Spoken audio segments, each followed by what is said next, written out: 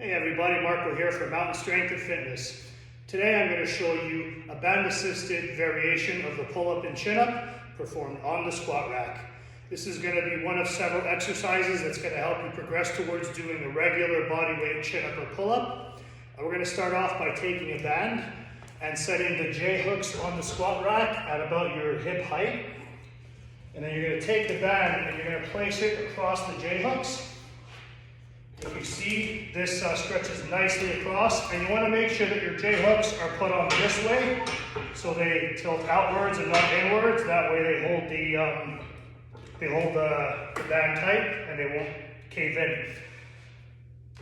Next thing you're going to do is use a bench or a box. Step up off of that, hold on to the bar. Again, this is where you would choose whether you want overhand or underhand grip, depending on the exercise you're training. I'm going to go with an overhand for this video. Place the middle of your foot over the band, and then step off with the other foot. Keep both feet in there, and then just perform the pull-up assisted, keeping your body nice and straight, and your feet weighed down on the band.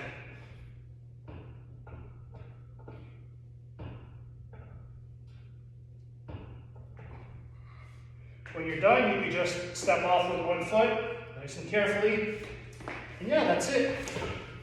So one of the reasons I really like this version, rather than the one that many people do, where they take the band and loop it around the bar, is that for starters, it's easier to just put your feet firmly on there. You're not flopping around as much.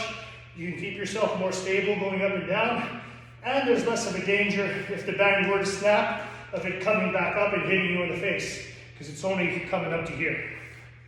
Anyhow, guys, I'm glad you watched this video.